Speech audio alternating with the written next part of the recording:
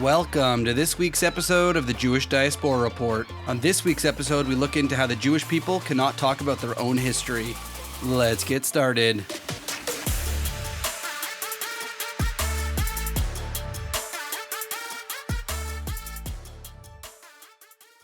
As many of our podcast listeners know from previous episodes, I am an educator by profession.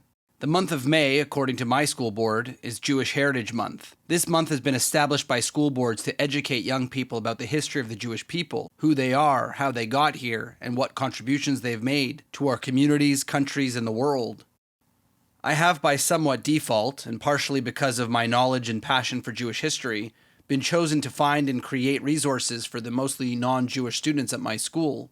This feels like a fairly daunting task. Wouldn't it be great if I could just send the entire Jewish Diaspora Report podcast to all of the teachers in my school and suggest that they find a topic of interest, or a connection they can make through the podcast to their course and use it in their class? Unfortunately, due to some reasons I'll discuss later, this is beyond impossible. My first thoughts for topics and resources that we could use is to ensure that we don't only speak about the Holocaust, since this unfortunately is commonly the only time students hear about Jews in school. Even though the Holocaust is incredibly important to the Jewish people and its history, especially for non-Jewish students to learn about, it is far from the most important element of the 5,000 years of Jewish history. So I set my sights on trying to figure out what elements I would want to show to students about Jewish history in order to give a quick overview of the Jewish people, who we are and where we come from, and how much we've impacted the world. Almost immediately I hit a roadblock, one that many Jewish educators seem to hit. Where do I begin when I discuss Jewish history? In a previous podcast called The Judean Movement, we looked into why, for some reason, we Jewish people seem to always refer back to our grandparents' and great-grandparents' generation. By this, I mean when we speak about the Ashkenazi or Mizrahi Jews, we are identifying with a place that our parents or grandparents or even great-grandparents came from. Please go back and listen to that podcast for any more information on the topic. I began that podcast wondering why the Jewish people seem to always ignore our ties to the land of Israel and only pick up the story of Jewish history from Europe and North Africa, as if we somehow magically begun our culture and religion in those places. There were some ideas in that podcast as to why this is happening, but it isn't until now, when I was trying to create these resources, that I realized where it comes from. I myself almost fell into the trap of causing this to happen for my students in my own school. As an educator, I wanted to tell the story of the Jewish people, which includes where we come from, the land of Israel. But I immediately broke into a cold sweat. I wonder if any of my listeners can understand why. My first thought, sadly, when trying to present Jewish history, is how can I do this without mentioning Israel or our history in the Middle East? Why? Because as many of you probably have experienced in your life, the word Israel has become toxic in the Western world, especially among the left-leaning professions. I know for a fact that there are many students in my school from various backgrounds, including ones that come from the Middle East. Some, due to their unfortunate views on Israel from their families and history, would be incredibly offended by the mention of a Jewish presence in the Middle East. I was dumbfounded.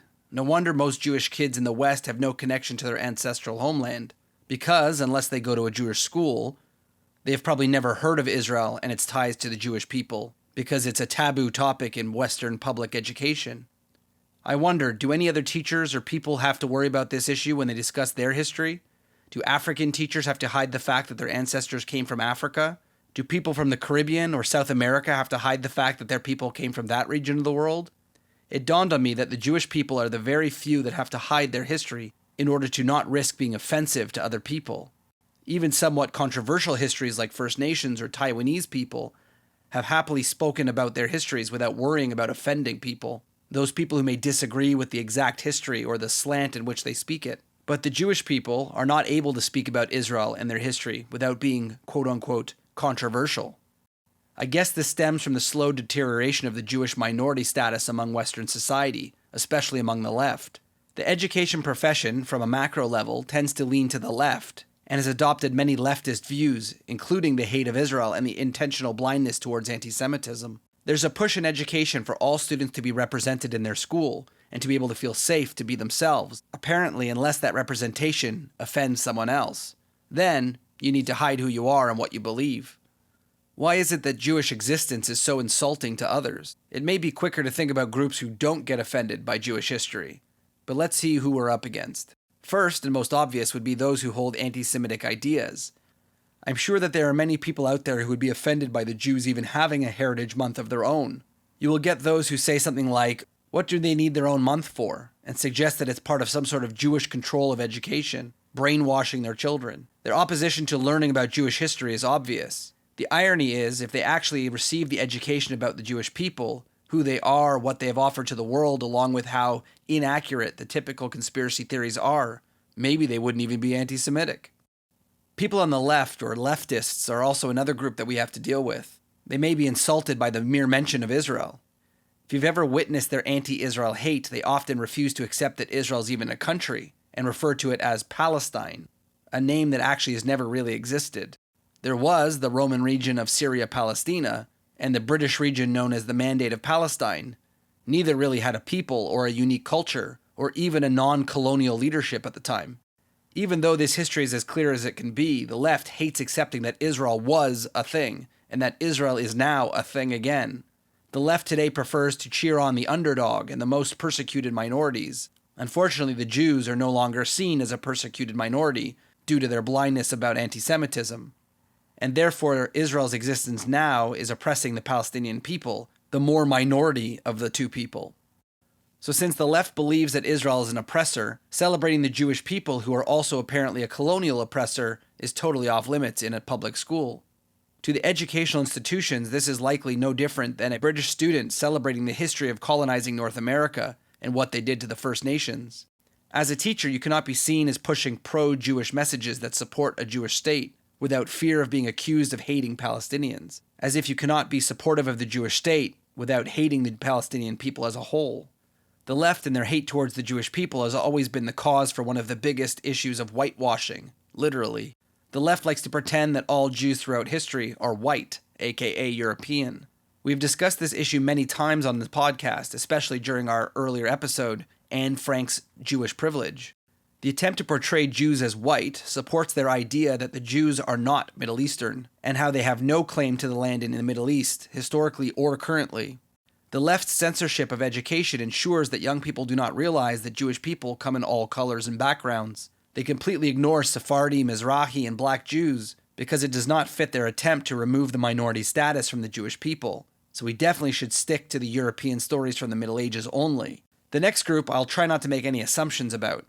Unlike the other groups who are fairly solidified in their views on the Jewish people in Israel, the Muslim students can obviously have a range of views towards Israel. However, in general, historically, there have been very few Muslim nations that have supported Israel and the Jews in the Middle East.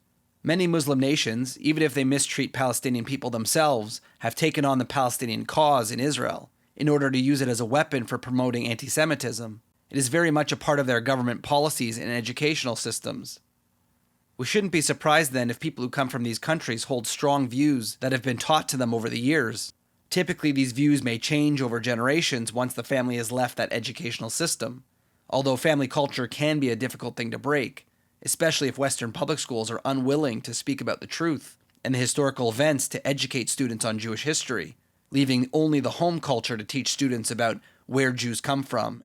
This is the concept behind Jewish Heritage Month. Although, if we are unable to tell the whole story due to fear of offending people with incorrect views, it will continue these misheld beliefs that the Jewish people have no history outside of Europe in the Middle Ages.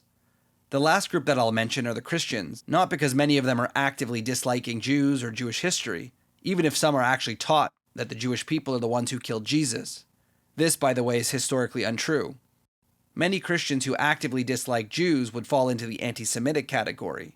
What I'm referring to is that most Christians do not dislike Jews or Jewish history, they just have a very Western Christian-centered worldview, and Judaism and Jewish history is somewhat unimportant to the Western world.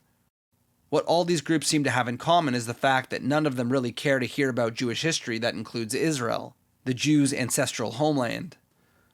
This made me realize why Jewish and non-Jewish students are receiving a very carefully manipulated and watered-down version of Jewish history in order to whitewash it for audiences who dislike the Jews and their connection to Israel. Why, as Jewish people, do we have to hide ourselves from the world to ensure that we do not offend the poor sensibilities of the people who hate us? No other culture or background is expected to do this. I can imagine the trouble I would get in to expose students to the real history of the Jewish people, beginning in the land of Judea. I'd be labeled a Zionist or anti-Palestinian activist for explaining the history of the Jews, no matter how realistic and historically accurate it is. I could choose to whitewash Jewish history to make it more palatable for those who wish we didn't exist, and continue to perpetuate the myth that the Jewish people's history begins somewhere around the Holocaust. I cannot imagine any other person in the education system having to hide who they are or lie about their history in order to keep their haters happy. Imagine in this world of diversity and inclusion, an African educator being asked to teach students about their background without being able to talk about slavery. This is the life of a proud Jewish teacher who's been asked to educate young people on the history of the Jewish people, while ensuring to walk the line of not offending people who find my mere existence offensive and oppressive. One thing that I have not mentioned too much throughout this podcast is the issue of Zionism. It is, without a doubt, a terrible idea to speak about Zionism in a public school, since the United Nations and many Western left-leaning groups, along with Arab nations, have called Zionism racism. There is no way to bring up Zionism without offending Muslim students who believe it's synonymous with an apartheid, and the left who believes it's synonymous with colonialism at its best. But how do you even speak about Jewish history without speaking about one of the cornerstones of Jewish life for centuries, the desire to return home to their ancestral homeland, and finally no longer fear anti-Semitism around the world? Clearly it is okay to speak about certain Jewish topics that are seen as non-controversial, but anything controversial, you better watch your back. In the end, the shunning of Israel and my heritage is the reason I cannot speak about my podcast amongst my colleagues at school, or frankly, even use my real name on this podcast. Sorry to break it to you all. As an educator of students who come from various backgrounds, I am expected to embrace all students' backgrounds and cultures. I put in great efforts to support students, including helping the Muslim students produce a video in order to show their fellow students what the meaning of Ramadan is, or creating a video with my black students in order to talk about issues that they're facing as African Canadians.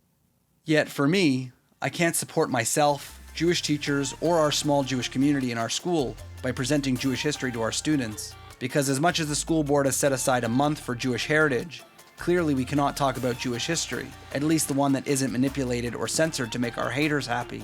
These are the exact people who need to hear, but never will. This has been another episode of the Jewish Diaspora Report. Don't forget to check us out on social media at jdr.podcast, and check out some of our other episodes on your favorite podcast source. We'll see you next time.